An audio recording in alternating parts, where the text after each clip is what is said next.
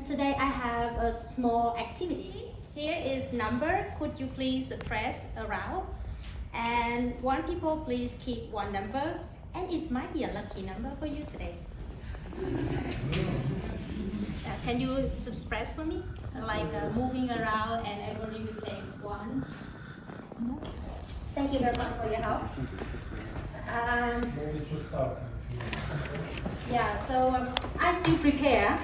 I need to prepare my quite like a state to make a small performance. So, you know, like today I will make a sex on the beach and tell you about the story. So I need a bit of preparation of how to make this sex on the beach.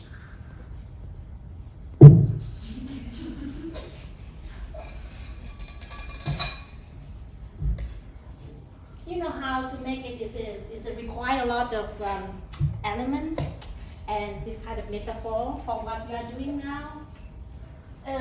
We need a lot of things. We need to arrange it. It takes time, but sometimes it's interesting. And today, this is my research topic. I can read it. Advertising in the age of AI and automation, from post-colonial perspective and through critical and social design approach. Sound very serious, but actually it's really joyful. So I will show you how joyful it is. And today's actually, this is my research topic, but my topic to talk about today is about how we liberate the creativity of artists, researchers. What I think is really matched with the content that we already discussed during this day. And I'm really thankful for this symposium because I think I can find a lot of matching in the perspective of many previous presenters. And I really have like very good feeling that I'm not isolated in the one people to do this. And I feel like I have companies in this conference. So it's really great for me to be in this symposium. And in this topic, it's mean like I want to tell you how my research, like example, how I liberate my creativity during my research process on this topic. As an example, maybe it cannot fit with everybody because everybody is different, but it's just take it as an example. Yeah, let's back a bit about my background. Before moving to Hungary, I'm a lecturer in University of Art in Vietnam. And I start my research journey with a lot of concern about why this artistic research in the academy is so rigid. Why we need to write so much text, and why there is nothing different, and why we need to follow so many rules when we are creative people. Why like that? So I start with this question, and I'm really happy to search on that. And luckily,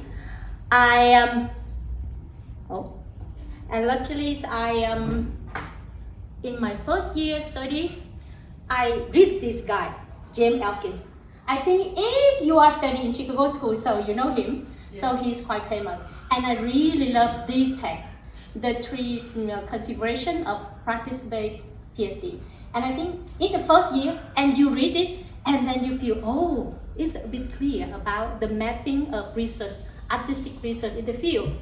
And I feel very inspired by the third model that he introduced.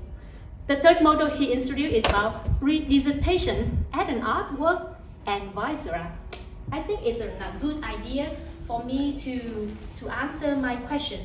Why anytime we need this kind of practice, we need to research, and it's really belong to some kind of a very rigid manner and discipline, and why we don't make our research and art, and we can combine art and research. Why not? And then I start my research journey. Now so I'm a last year student, so I can formulate how am I doing in this during these 4 years of my research.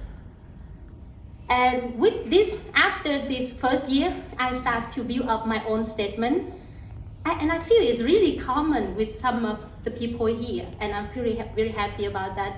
So I think it's instead of text-based presentation or 100-page long thesis, we can also transform the thesis book into a short story, a video book, a documentary film, and the doctoral defense can be an art event or a performance art, so it's more exciting and more like interactive work, better with the public.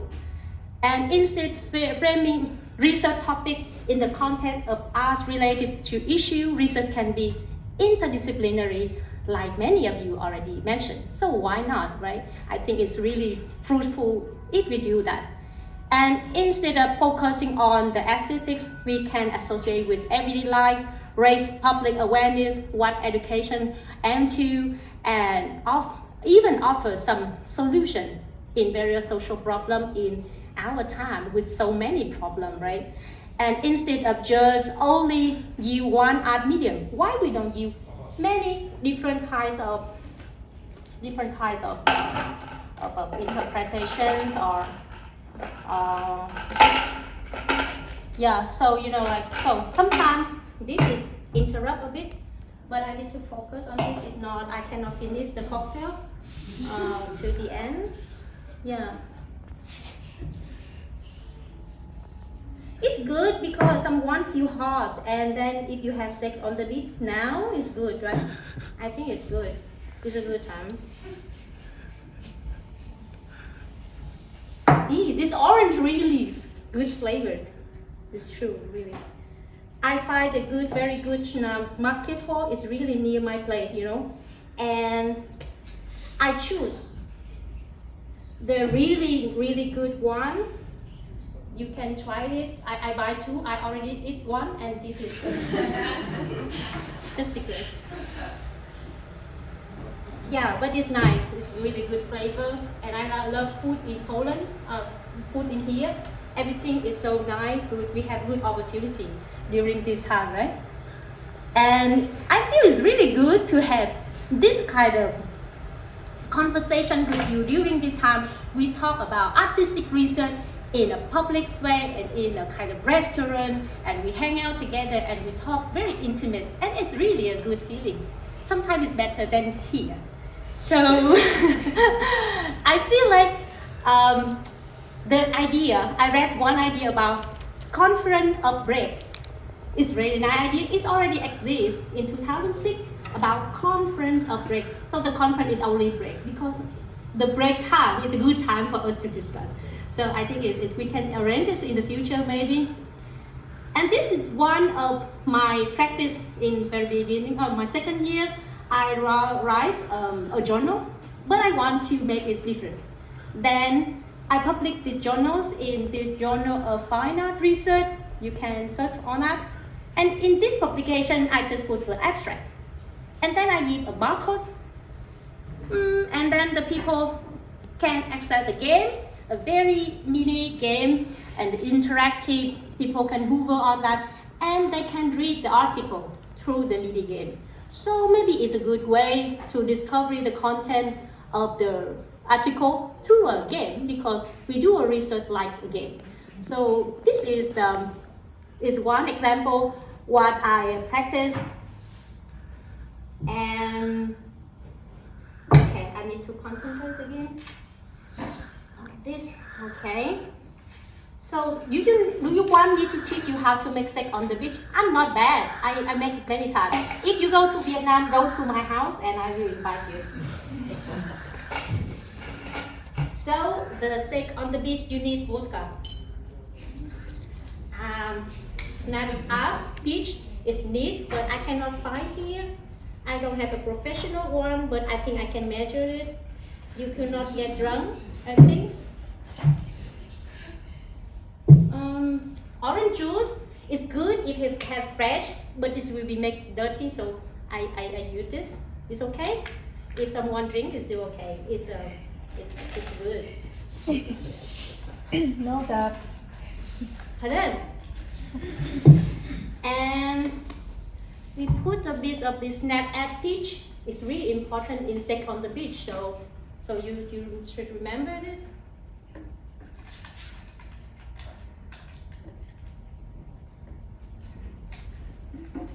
Okay, so I have some ice inside already. Maybe a bit more ice. It's be nicer because today is hot. And I heard that the storm coming. Really? Oh, it's not good. So, okay, I have time to move next. And another performance. It's a performative lectures I did in Bucharest Biennial. And in this performance, I contain the topic cyber colonialism through these performative lectures. And I play the role of like the elderly people in the village who tell the story about cyber colonialism, how about the revival of imperialism in this type of artificial intelligence and automation. That is the main content.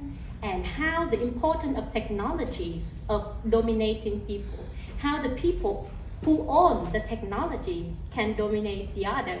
So in this presentation, in these performative lectures, is a main content.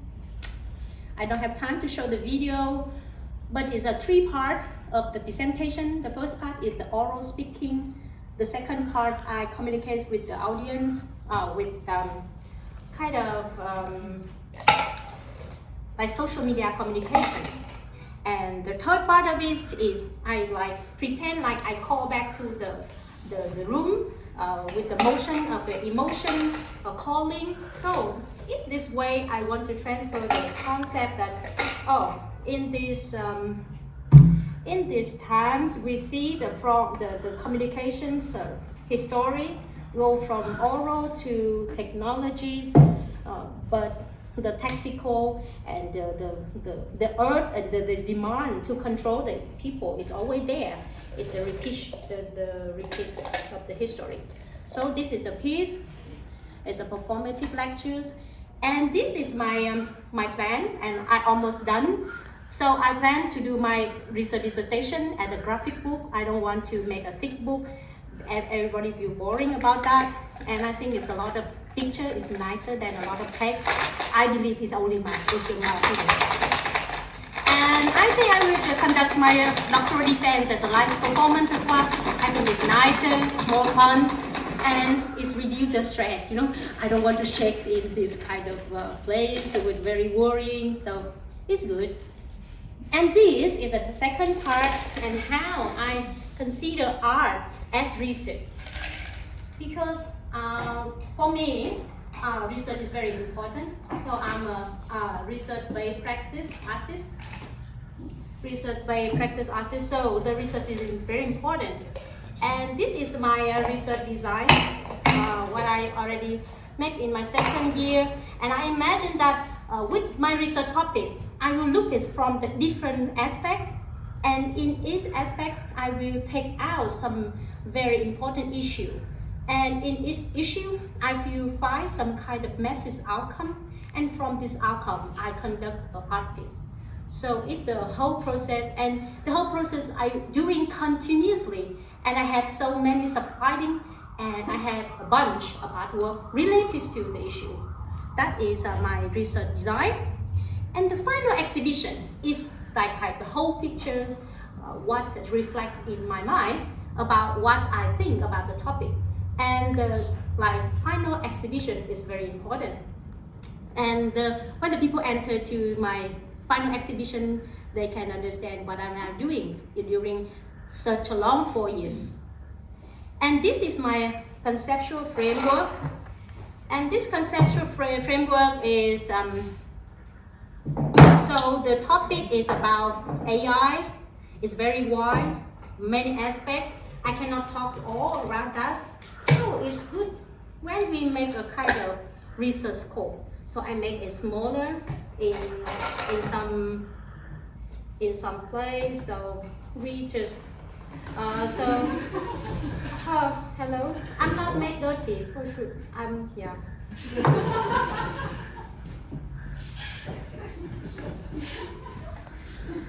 I will be careful, so.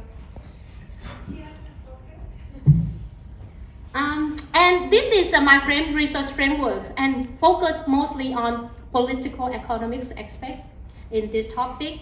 And for sure, the historical aspect is very important in any research topic, I believe. So this is my two main focus on this topic in the age of AI, as in the age of AI.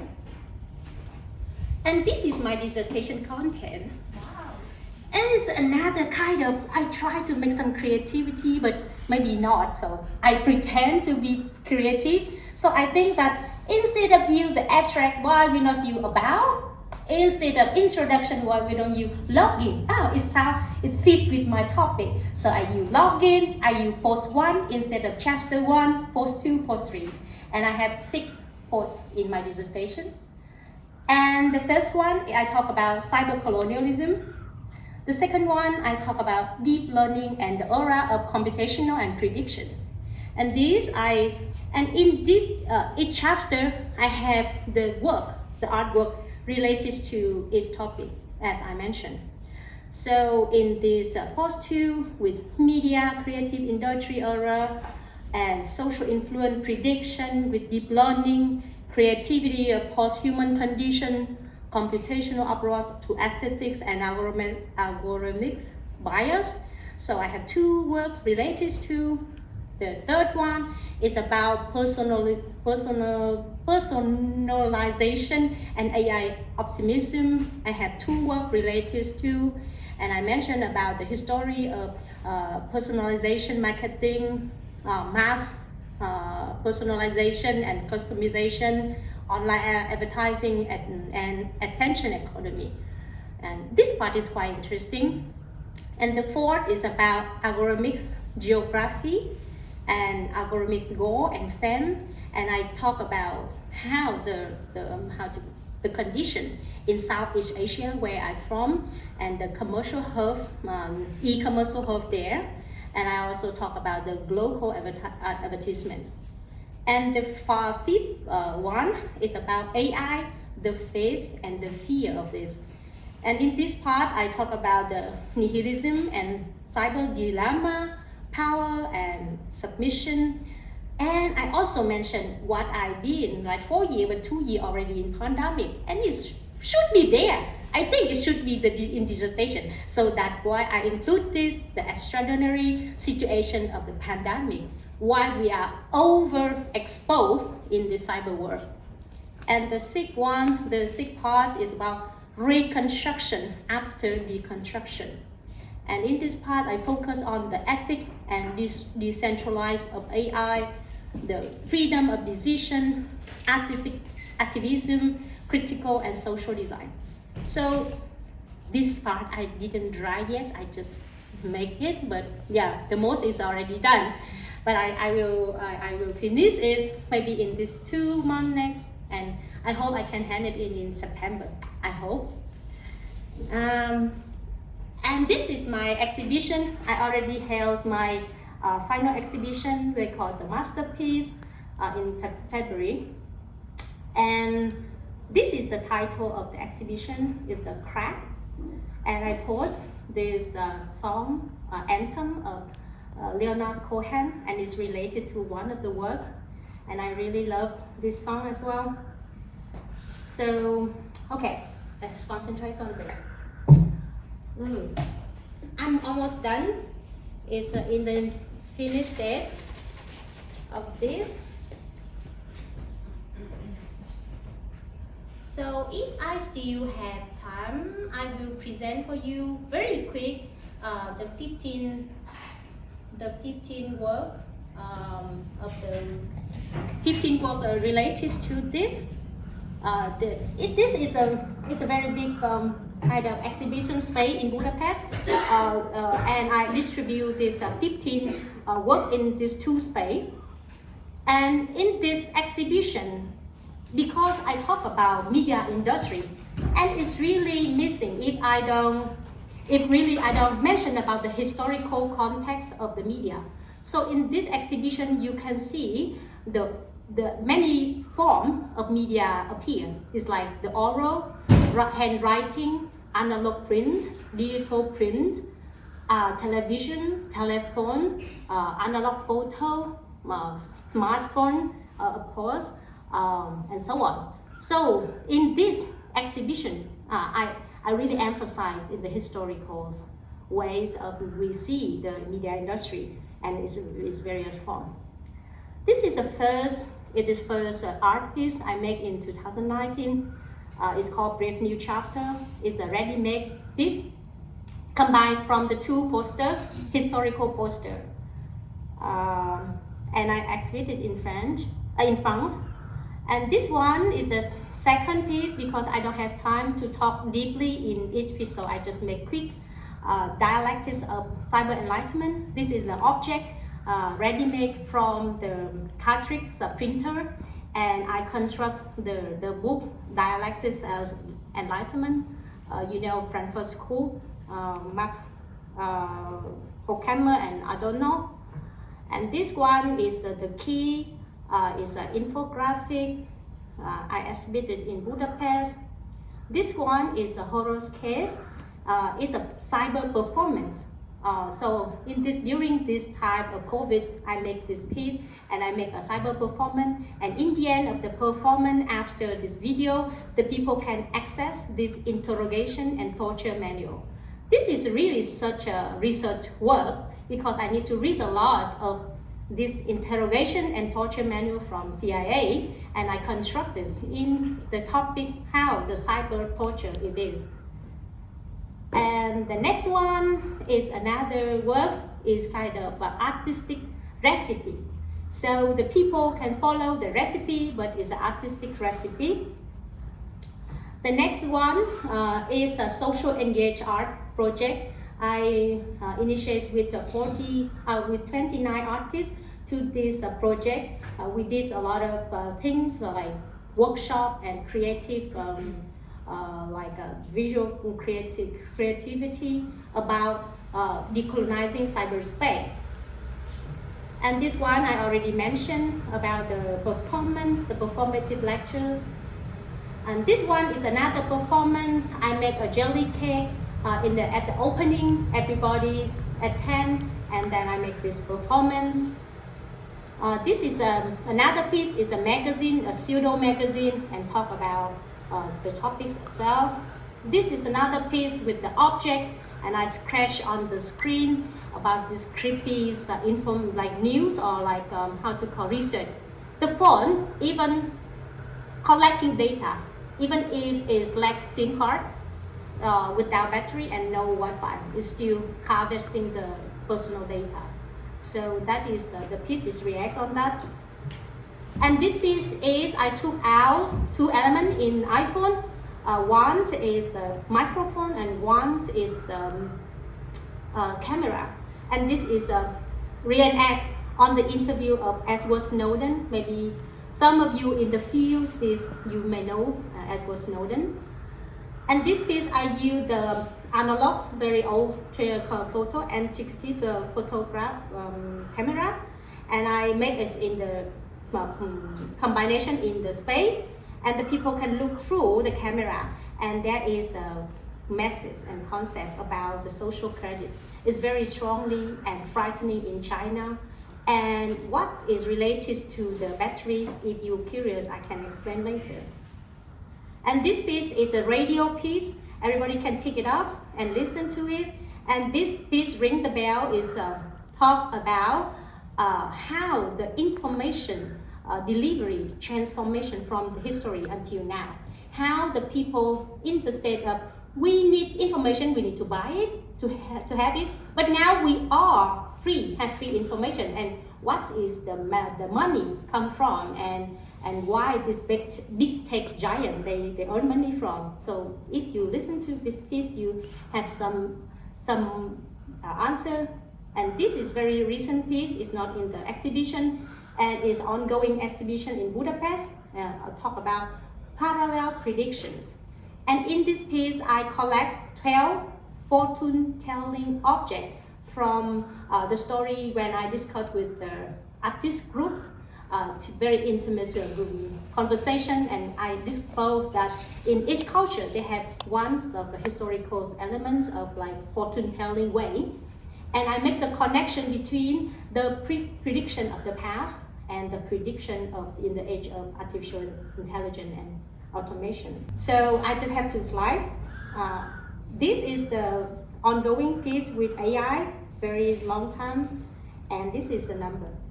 Thank you for your listening. Who have this number? So, thank you very much. Let's have sex on the beach with me. Thank you.